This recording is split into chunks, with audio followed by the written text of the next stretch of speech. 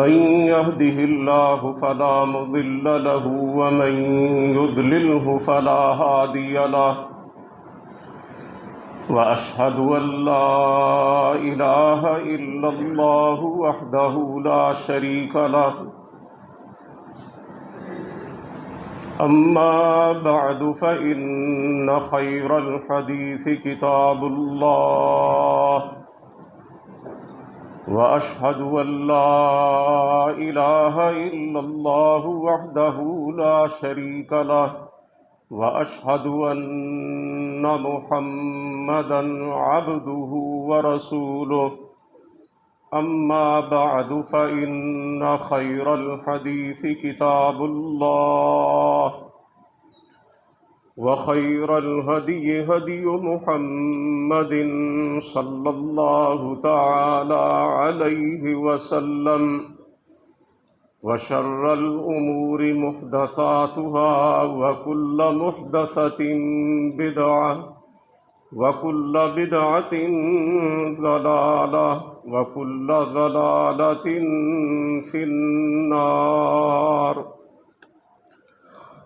أعوذ بالله السميع العليم من الشيطان الرجيم. بسم الله الرحمن الرحيم. وأوفوا بعهد الله إذا عاهدتم ولا تنقضوا الأيمان بعد توكيدها وقد جعلتم الله عليكم كفيلا إن الله يعلم ما تفعلون.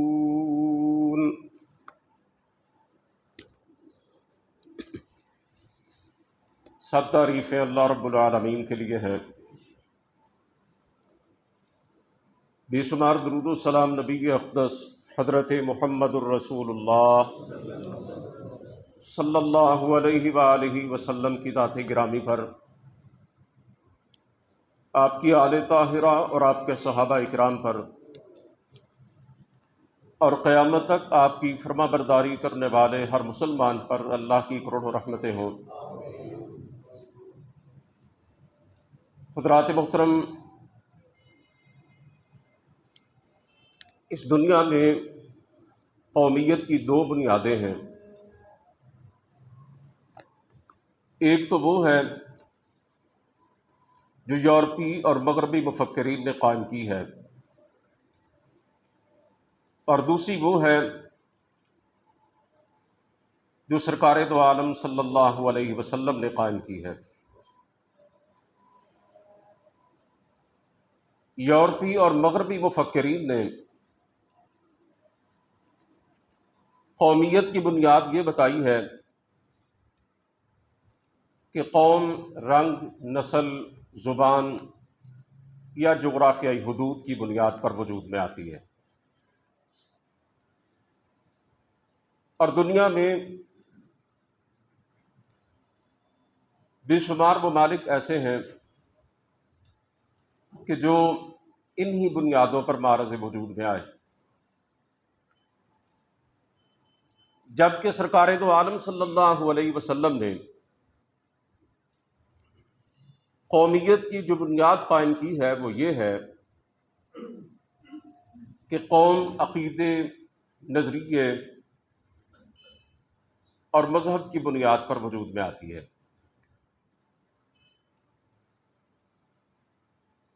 یعنی مسلمانوں کی قومیت ایک نظریاتی قومیت ہے جو لا الہ الا اللہ کی بنیاد پر قائم ہے، اور اس کے مطابق ساری دنیا کے مسلمان، وہ کسی بھی علاقے میں رہتے ہوں، کوئی بھی زبان بولتے ہوں، ان کا رنگ کوئی بھی ہو، وہ کسی بھی خاندان اور قوم سے تعلق رکھتے ہوں، وہ مسلمان قومیت کے افراد ہیں۔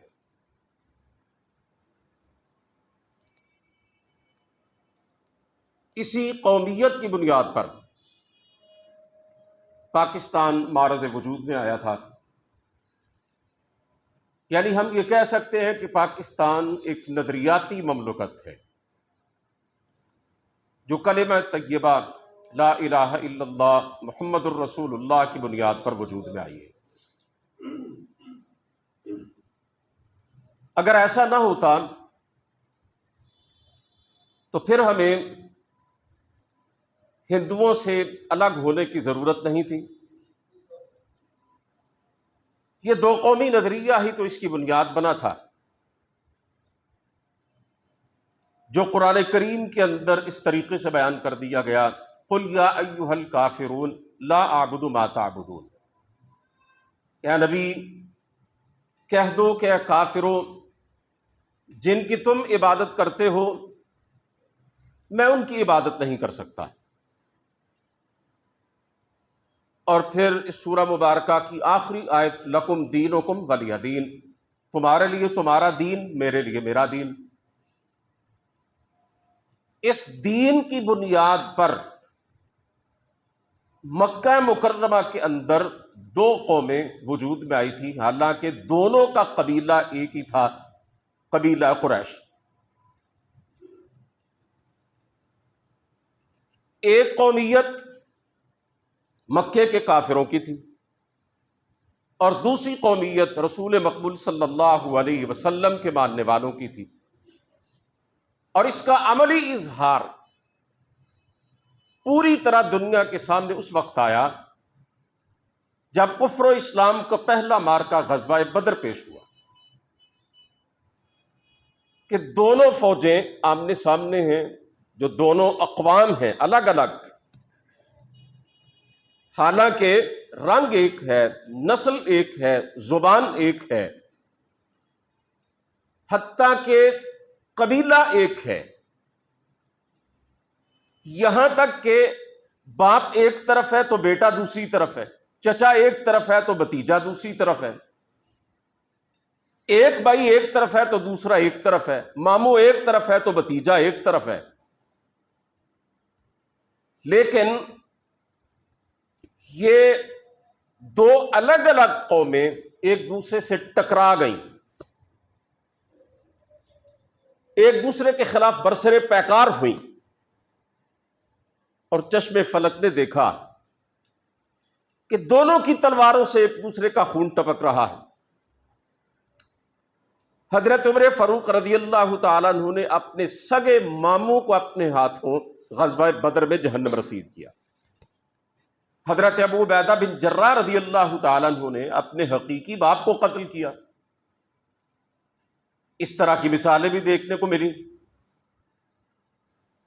اس سے یہ پتہ چلا کہ یہ دو قومی نظریات جس کی بنیاد پر ہندوستان کا بٹوارا ہوا تھا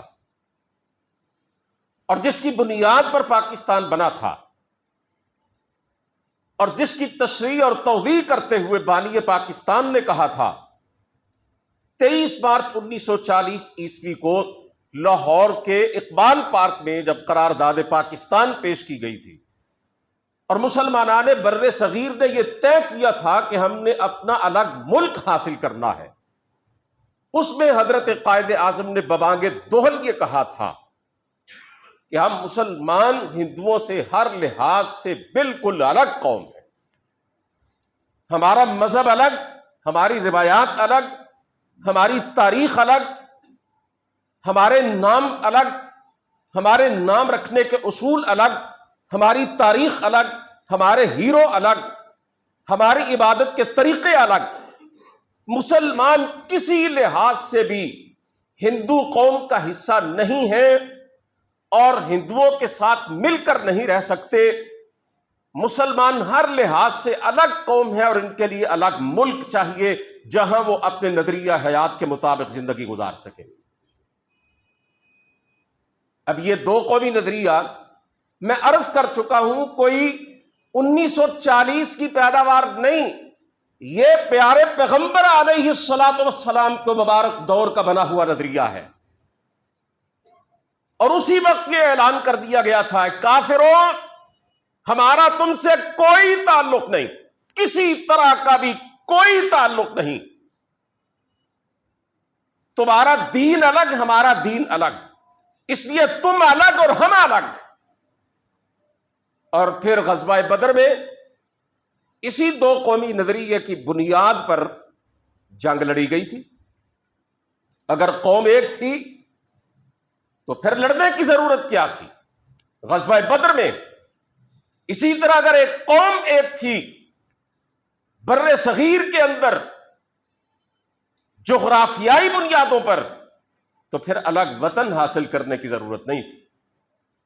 حضرت اقبال نے اس کی تشریح کرتے ہوئے کہا، اپنی ملت پر قیاس اقوام مغرب سے نہ کر، خاص ہے ترکیب میں قوم رسول ہاشمی.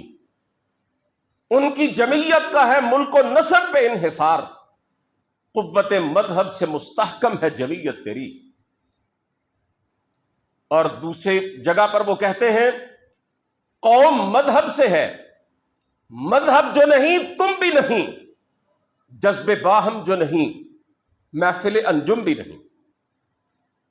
بر صغیر کے مسلمانوں نے اپنے رب سے یہ وعدہ کیا تھا کہ الہی تو ہمیں ایک الگ خطہ زمین عطا کر دے، وہاں پر ہم تیرے اور تیرے پیارے پیغمبر علیہ الصلوۃ والسلام کے دیے ہوئے نظام حیات کو غالب کریں گے. یا اللہ وہاں پر تیری حاکمیت ہوگی، الہی وہاں پر تیرا قانون چلے گا، اللہ تیری دی ہوئی تعلیمات رائج ہوں گی. یا اللہ اس ملک کے اندر اگر غلبہ ہوگا تو تیرے دین کا ہوگا. الہی تیرے پیارے پیغمبر نے اور تیرے نبی کے خلفائے راشدین نے جو نظام دنیا والوں کو دیا تھا، جس ملک کا ہم مطالبہ کر رہے ہیں، اللہ اس ملک کے اندر وہی نظام ہم عملاً دنیا کو قائم کر کے دکھائیں گے. پاکستان سڑکیں بنانے کے لیے نہیں بنا تھا، ڈیم بنانے کے لیے نہیں بنا تھا، یونیورسٹیاں اور کالج بنانے کے لیے نہیں بنا تھا، بڑی بڑی شاہراہیں بنانے کے لیے نہیں بنا تھا، نالیاں اور گلیاں بنانے کے لیے نہیں بنا تھا، بڑے بڑے پلازے اور شاپنگ سینٹر بنانے کے لیے نہیں بنا تھا. اگرچہ یہ بھی بننے چاہیے، یہ بھی قائم ہونے چاہیے، لیکن قیام پاکستان کا مقصد یہ نہیں تھا. پاکستان کا مقصد صرف اور صرف اللہ کے دین کا غلبہ اور احیاء تھا. یہ جو نعرہ لگا تھا نا، پاکستان کا مطلب کیا؟ لا الہ الا اللہ. اس کا مفہوم صرف اور صرف یہ ہے، مسلمان جب فضاؤں میں یہ نعرہ بلند کرتے تھے تو دنیا والوں کو یہ بتلاتے تھے کہ ہم جس ملک کے حصول کے لیے جد و جہد کر رہے ہیں، اس ملک کے اندر ہم کلمے والا نظام نافذ کرنا چاہتے ہیں، جس میں ہم اپنے عقیدے اور نظریہ حیات کے مطابق زندگی گزارنے میں آزاد ہیں. ہمیں ہندوؤں اور انگریزوں سے آزادی مل سکے. میرے بھائیوں، آزادی کا وہ مفہوم نہیں ہے مسلمانوں کے نزدیک جو کافروں کے نزدیک ہے، جو غیر مسلموں کے نزدیک ہے. یورپ اور امریکہ کے بسنے والے ملکوں میں، دنیا بھر کے اللہ کے باغیوں اور منکروں کے نزدیک آزادی کا مفہوم کیا ہے؟ کہ وہ اپنی زندگی گزارنے میں آزاد ہیں،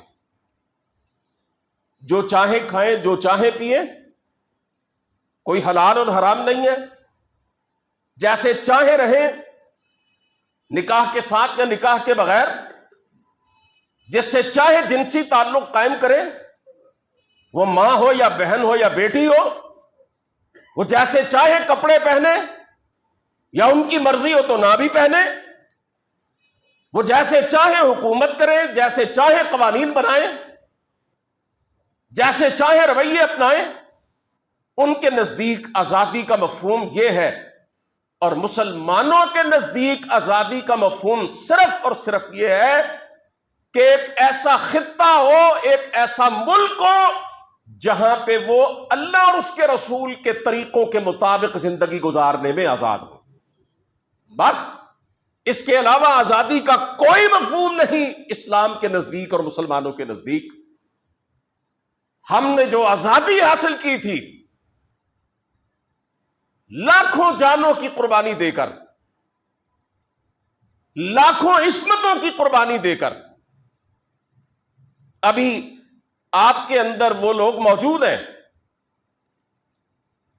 जिन्होंने पाकिस्तान को बनते हुए देखा था, जिन्होंने हिजरत की थी, अपना वतन छोड़ा था, घर बार छोड़ा था, सब कुछ छोड़ा था।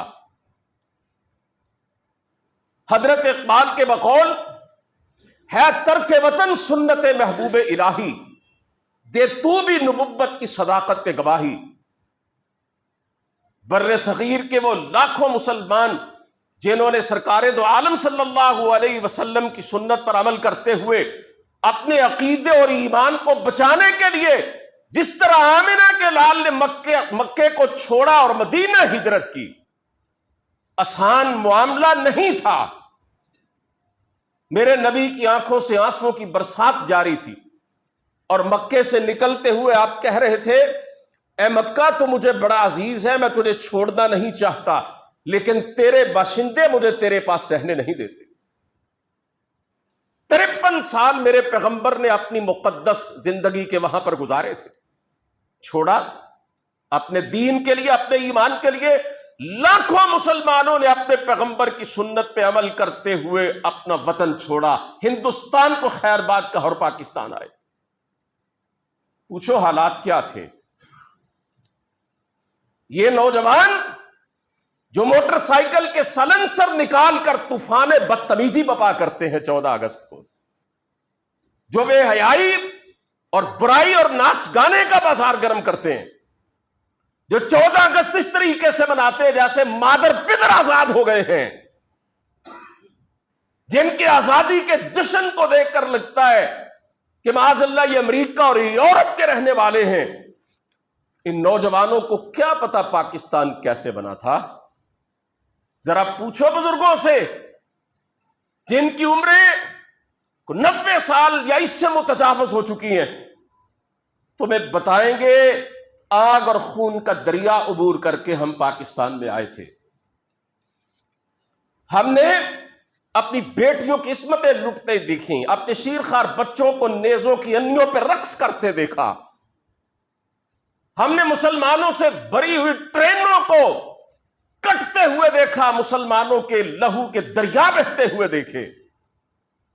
कल मैं मुताला कर रहा था, एक मुहाजिर खानदान ये बतला रहा था, हम एक घर में छुपे हुए थे, सिखों का एक जत्था आया, उस घर के जो मालिक थे, जो मुसलमान थे, उनका एक दूध पीता बच्चा रोने लगा, चुप नहीं होता था। मां ने अपने बेटे का गला दबा के उसे मार दिया कि इसके शोर की वजह से मेरे मुसलमान भाई और बहनें पकड़े ना जाएं। आप अंदाजा कीजिए, कई बुजुर्गों के वाकयात, उनकी बेटियों ने उनके सामने अपनी गर्दनें डाल दी कि अब्बा हमारी इफ्फत और इस्मत को बचाने के लिए हमारे गले काट दो। मुसलमानों की बेटियों ने कुओं के अंदर छलांगे लगा दी।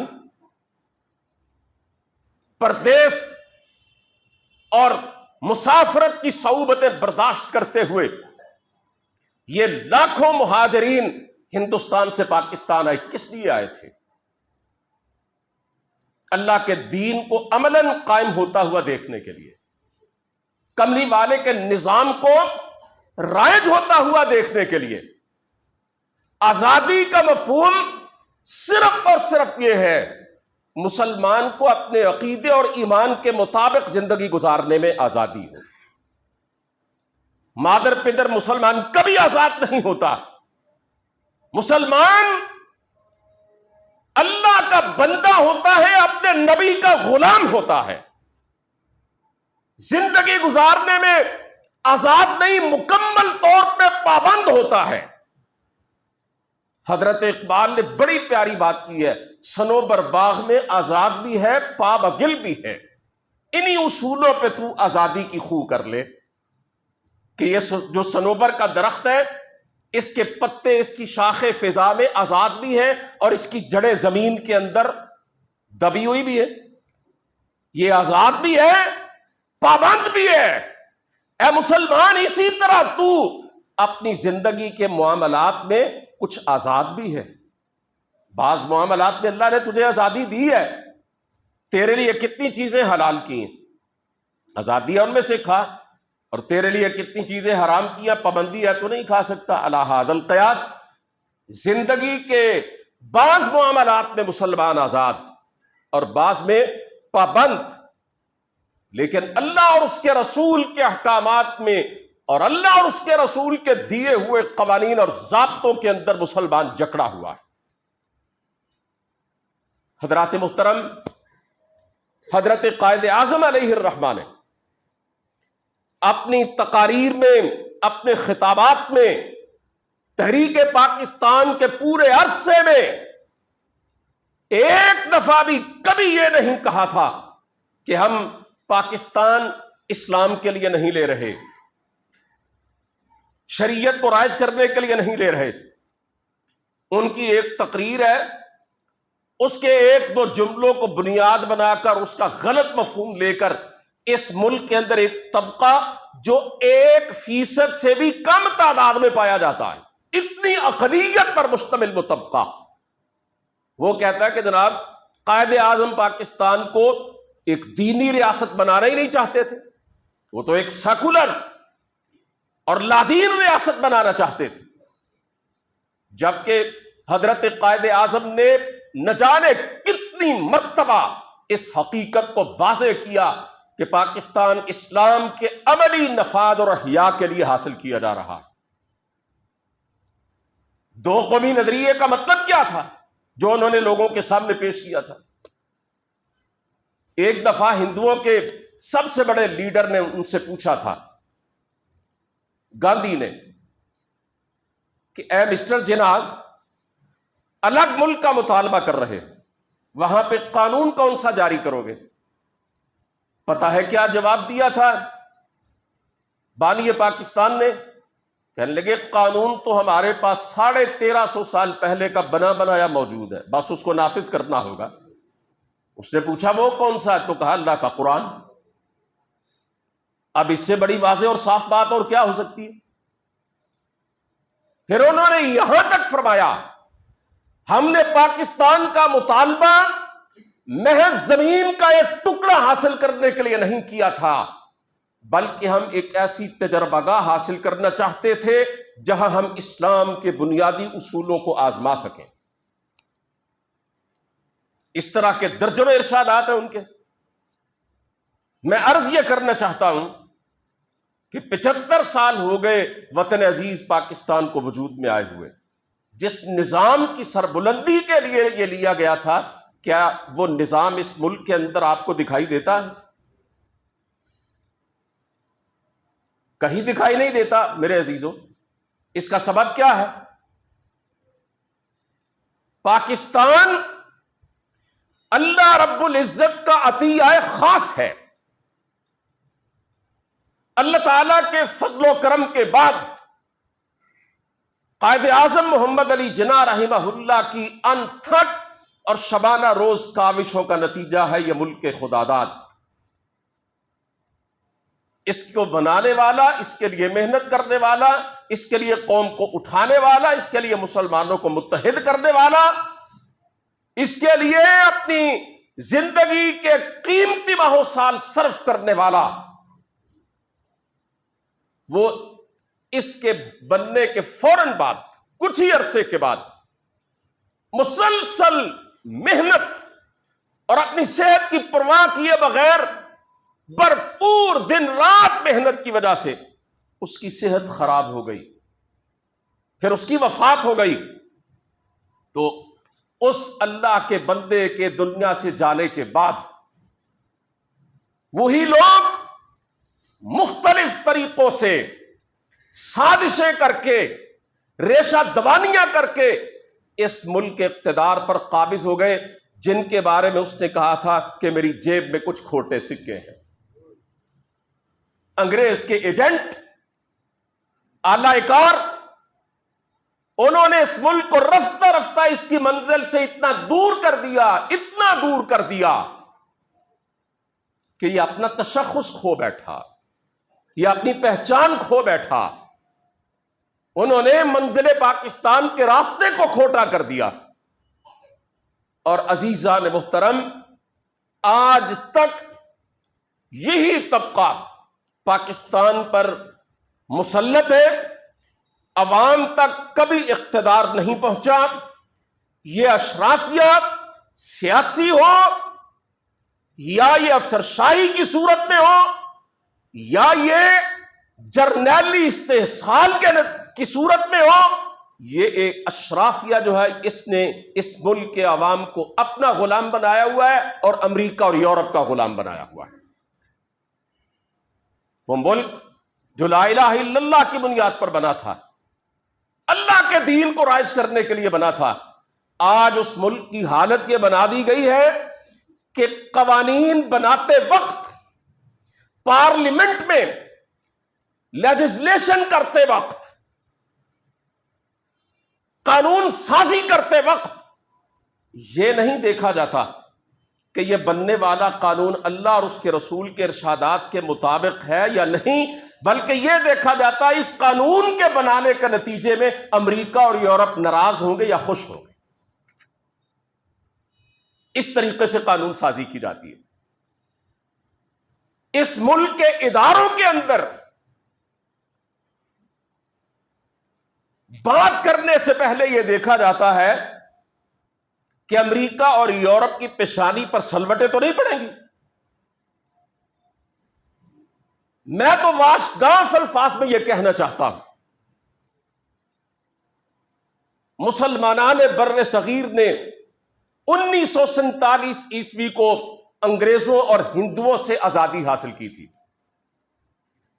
لیکن اس ملک کے دیسی انگریزوں نے اس ملک کو اور اس کے رہنے والوں کو امریکہ کا غلام بنا دیا. 80% اس ملک کے وسائل 10% چھوٹے سے طبقے کے پاس موجود ہے. 10,000 خاندان ہے جو اس ملک کی پوری زراعت پر، صنعت پر اور تجارت پر قابض ہے. ایک سیکولر اور لبرل طبقہ، معمولی سے میں نے عرض کیا 1% سے بھی کم، وہ اس کے سارے میڈیا پر قابض ہے. انہوں نے قائد اعظم کے بنائے ہوئے اس ملک کو اپنے لیے دسترخوان سمجھ لیا، ٹوٹ پڑے اس پر،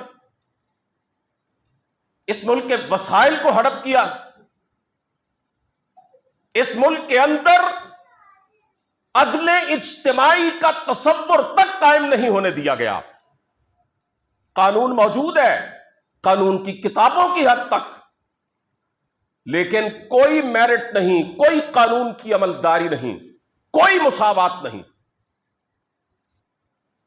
ادارے مذاق بنے ہوئے ہیں. اس ملک کے مفاد پرست سیاستدانوں نے قوم کو تقسیم در تقسیم کے چکر میں ڈال کر اور طرح طرح کے جھوٹے دل فریب نعرے اور وعدے دے کر اس ملک کے کروڑوں عوام کا استحصال کیا. 3 سال، یہ جو 3.5 سال پچھلے گزرے، ان میں آپ نے کتنے دل فریب اور دلکش نعرے سنے. پہلے تبدیلی کا نعرہ، پھر ریاست مدینہ کا نعرہ.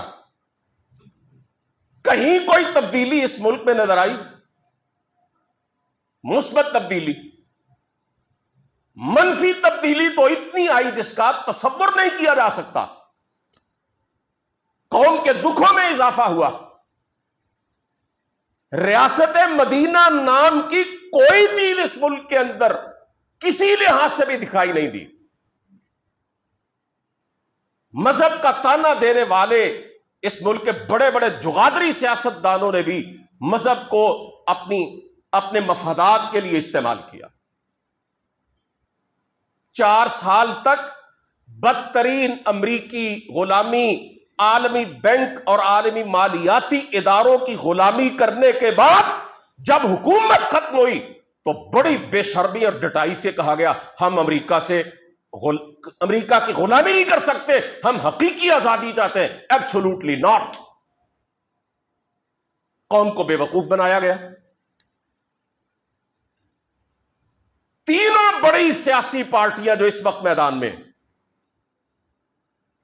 میں پوری بصیرت کے ساتھ یہ عرض کرنا چاہتا ہوں، پاکستان کی تاریخ اس بات پہ شاہد ہے، یہ سیاسی جماعتیں نہیں ہیں، یہ سیاسی کلب ہیں، یہ فیملی لمیٹڈ ہیں، یہ تجارتی کمپنیاں ہیں، یہ انگریزوں کی ایسٹ انڈیا کمپنی کی یادگاریں ہیں، یہ مفاد پرستوں کے ٹولے ہیں. وہی تو لوگ ہیں جو کبھی ایک نام پہ اور کبھی دوسرے نام پہ آپ کو دکھائی دیتے ہیں. یہ کوئی پارٹیاں ہیں؟ جب بھی کوئی حکومت بنتی ہے وہی چہرے آپ کو دکھائی دیتے ہیں، معمولی سی تبدیلی کے ساتھ، کبھی ایک جماعت میں کبھی دوسری جماعت میں. انہوں نے اس ملک کو اس کی منزل سے دور کر دیا. عالمی جو ادارے ہیں وہ پاکستان کو دنیا کے 2 کرپٹ ترین ممالک میں شامل کر رہے ہیں اس وقت. عدالتی نظام کا یہ حال ہے کہ 128ویں نمبر پر پاکستان کا عدالتی نظام آتا ہے. پولیس سیاستدانوں کی لونڈی بنی ہوئی ہے. کرپشن نے، بجلی، گیس اور پانی کے بحرانوں نے زندگی اجیرن کر کے رکھ دی. ابھی کل کا واقعہ ہے، فیصل آباد میں ایک شخص نے اپنی ایک 17 سال کی اور 11 سال کی بیٹیوں کے گلے کاٹے ہیں، اور پھر اس نے خود بھی پنکھے سے لٹک کر اپنے آپ کو ہلاک کر لیا ہے. اس کی جو آڈیو کال آئی ہے نا سوشل میڈیا پر، خدا کی قسم سنی نہیں جاتی.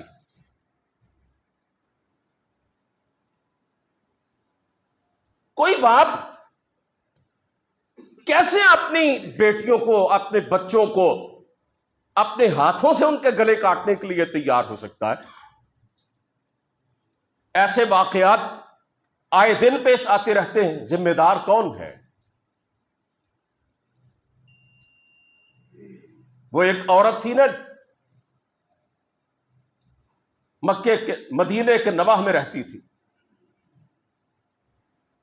حضرت عمر فاروق رضی اللہ تعالیٰ عنہ اس کے پاس پہنچے، اس نے باتیں کی، اپنے حالات سنائے، تو کہنے لگی امیر المومنین ہماری خبر ہی نہیں رکھتے. کہا ماں امیر المومنین کو تو نے بتایا جا کہ تیرے حالات یہ ہیں؟ کہا میں نہیں بتانا تھا تو وہ کس لیے ہمارا امیر بنا تھا؟ اگر اس نے خود ہمارے حالات معلوم نہیں کرنے تو. یہ فقرہ پورا ایک فلسفہ ہے کہ دجلہ کے کنارے بکری کا بچہ بھی بھوکا مر گیا تو عمر ذمہ دار ہے اللہ کے ہاں. یہ پورا ایک فلسفہ ہے کہ اگر میری ریاست میں کوئی بھوکا سو جائے، کوئی غریب تڑپتا ہوا کسی تکلیف میں مبتلا ہو، کوئی بھی اسے مسئلہ ہو، اس کا ذمہ دار میں ہوں. ہمارے حکمرانوں کے کانوں پر جوں تک نہیں رینگتی. اور اس ملک کے حکمرانوں نے میڈیا کو بے لگام آزادی دی. جس گندی تہذیب سے چھٹکارے کے لیے یہ ملک حاصل کیا گیا تھا، اس گندی مادر پدر آزاد تہذیب کو دن رات ہمارے ٹی وی چینلز کے ذریعے مسلط کیا جا رہا ہے. ہماری روایات برباد کی جا رہی ہے، خاندانی نظام تباہ کیا جا رہا ہے، رشتوں کا تقدس پامال کیا جا رہا ہے، طلاق، عدت اور نکاح کے مسائل کا مذاق اڑایا جا رہا ہے، بے حیائی، اباحیت اور طرح طرح کی گندگی اور تعفن پھیلایا جا رہا ہے. اور ہمارے ٹی وی چینلز کے پروگراموں کو دیکھ کر لگتا ہی نہیں ہے کہ یہ مدینے والے کے نام پر بنے ہوئے ملک کا میڈیا ہے. تخریب ہی تخریب ہے، بربادی ہی بربادی ہے. دینی جماعتیں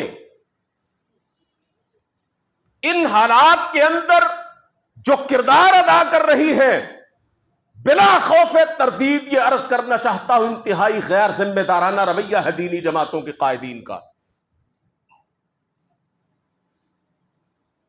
حالات اس نہج پہ پہنچ چکے ہیں کہ دین کے نام پر، مذہب کے نام پر قائم ہونے والی جماعتوں کو کم از کم سر جوڑ کر بیٹھنا چاہیے۔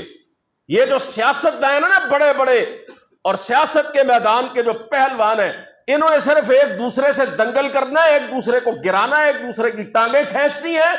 یہ صرف اقتدار کی ہڈی کے بھوکے ہیں، اور کم از کم دینی سیاسی جماعتوں کے جو ذمہ داران ہیں اور قائدین ہیں وہ تو کہ متفقہ لائحہ عمل دیں اور اس ملک کو اس کی منزل کی طرف لے جانے کی کوشش کریں، نفاذ اسلام پر اکٹھے ہو جائیں، شریعت کے احیاء پر اکٹھے ہو جائیں، پاکستان کے بنانے کا جو مقصد تھا اس کی طرف قوم کی رہنمائی کریں۔ لیکن بدقسمتی ہے دینی سیاسی جماعتوں کے جو قائدین ہیں الا ماشاء اللہ وہ بھی اپنے مفادات کے اسیر بن چکے۔